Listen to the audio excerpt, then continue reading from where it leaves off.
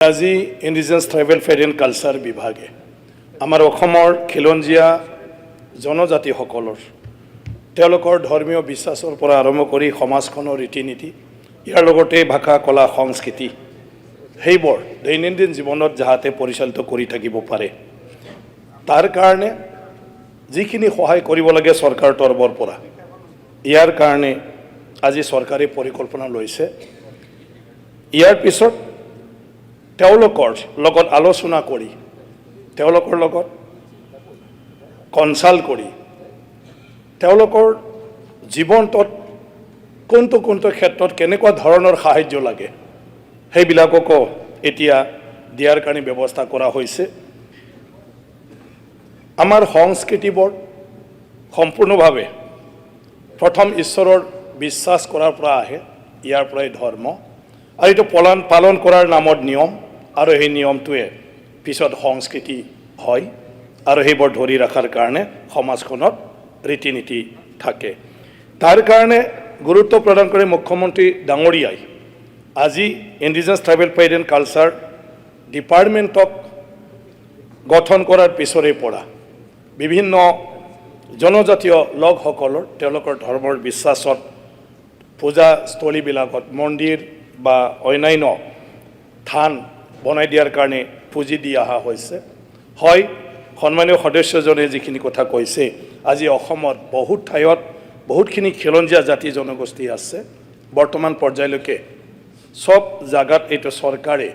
দিবলৈ সক্ষম হোৱা নাই একেবাৰতে এইটো সম্ভৱ নহয় আৰু তেখেতে যিখিনি কথা কৈছে তেখেতৰ সমষ্টিৰ কাৰণে নিশ্চিতভাৱে ব্যৱস্থা লোৱা হ'ব আৰু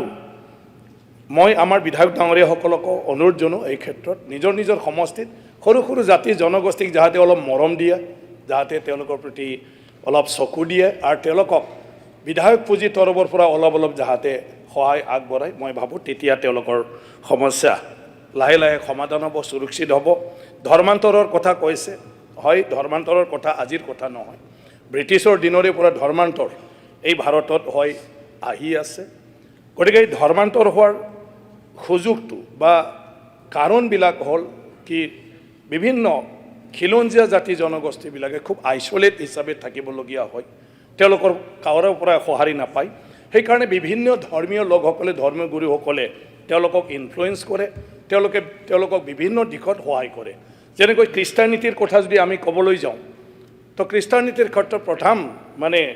আমাৰ ধৰ্ম প্ৰচাৰকসকলে অলপ যিকোনো জাতি জনগোষ্ঠীক বিভিন্ন বিপদ আপদত সাহায্য কৰে এটাতো হ'ল তেওঁলোকৰ ধৰ্মীয় বিষয়ে জানিবৰ কাৰণে তেওঁলোকে এই জাতি জনগোষ্ঠীৰ ভাষাৰে তেওঁলোকৰ ধৰ্মীয় পুথিটো ওলাই দিয়ে য'ৰ পৰা ধৰ্মৰ বিষয়ে তেওঁলোকে খুব ভালকৈ জানে য'ত আমাৰ সনাতন ধৰ্মৰ বিষয়ে আমাৰ তেনেকুৱা লিখিত পুথি নথকাৰ কাৰণে ঈশ্বৰৰ বিষয়ে বুজোৱা মানুহো নাই আৰু তেনেকুৱা ধৰণৰ গ্ৰন্থও নাই আৰু যিখিনি কথাবিলাক আমাৰ ধৰ্মগুৰুসকলে কয় এইবিলাক কথা বুজিবলৈ সক্ষম নহয় তাৰ কাৰণে এই ক্ষেত্ৰত মানে ধৰ্মান্তৰৰ কামবিলাক জনজাতীয় এলেকাবিলাক হৈ আহিছে মই ভাবোঁ এই ক্ষেত্ৰত আমি যদি চবে সহযোগ কৰোঁ তেতিয়া নিশ্চিতভাৱে এই জনজাতীয় লোকসকলক আমি তেওঁলোকৰ ধৰ্মীয় মানে যিবিলাক মানে তেওঁলোকৰ ৰীতি নীতি এইবিলাক অটুট ৰখাৰ ক্ষেত্ৰত আমি সক্ষম হ'ম দৈনন্দিন জীৱনত তেওঁলোকৰ পৰম্পৰা জাতিগত যি নিয়ম নীতি আছে সেইটো লৈ চলি থাকিব পাৰিব গতিকে তেনেকুৱা ধৰণৰ আমি উদ্যোগ ল'ব লাগিব গতিকে ইয়াত অকল বিভাগ নহয় প্ৰত্যেকজন ইয়াত বহা বিধায়ক ডাঙৰীয়াসকলৰো দায়িত্ব আছে বহুত সৰু জনগোষ্ঠী আছে তেওঁলোকক আমি ধন্যবাদ জনাব লাগিব বিভিন্ন পৰিস্থিতিৰ মাজতো তেওঁলোকে তেওঁলোকৰ ভাষা কলা সংস্কৃতি ধৰ্ম ৰীতি নীতিক অটুট ৰাখি পেলাই আজি জাতিটো বচাই ৰাখিছে গতিকে তেওঁলোকক আমি এতিয়া ছাপৰ্ট দিবলৈ ওলাইছোঁ নিশ্চিতভাৱে তেওঁলোকক আমি সুৰক্ষিত কৰিব পাৰিম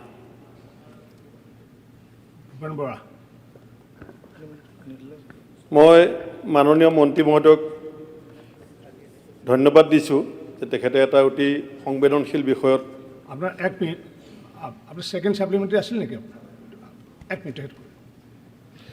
মই অধ্যক্ষ মহোদয়ৰ জৰিয়তে মন্ত্ৰী মহোদয়ক আৰু এটা প্ৰশ্ন সুধিবলৈ বিচাৰিছোঁ যে ৰাজ্যৰ বিভিন্ন বিদ্যালয় মহাবিদ্যালয়ৰ পাঠ্যক্ৰমত অসমৰ খিলঞ্জীয়া জনজাতিৰ ইতিহাস সংস্কৃতি আৰু ঐতিহ্য অন্তৰ্ভুক্ত কৰাৰ বাবে চৰকাৰে কিবা পৰিকল্পনা হাতত লৈছে নেকি মিনিষ্টাৰ বৰ্তমানলৈকে নাই মানে অধ্যক্ষ ডাঙৰীয়া, কিন্তু তেখেতে খুব ভাল কথাটোকে উত্থাপন কৰিছে। ডেফিনেটলি এই বিষয়ত আমি জনজাতীয় বিষয়ে মানুহখিনি অলপখিনি হ'লেও অসমত প্ৰত্যেকটা জাতি জনগোষ্ঠীয়ে বিভিন্ন জাতি জনগোষ্ঠীৰ বিষয়ে যাতে জানিব পাৰে, তাৰ কাৰণে শিক্ষা বিভাগৰ জৰিয়তে আমি এডিশ্যনেল টাইপ হ'লেও এটা তেনেকুৱা ধৰণৰ পাঠ্যক্ৰমত সোমাব পাৰি নেকি নিশ্চিতভাৱে সেইটো চাওঁ। আৰু সেইটো যদি হ'ব পাৰে তেতিয়া চবৰে এটা চেতনা আহিব, আৰু চেতনা আহিলে নিশ্চিতভাৱে আমাৰ এই খিলঞ্জীয়া মানে অসমৰ অৰিজিনেল যি খিলঞ্জীয়া জনজাতি তেওঁলোকৰ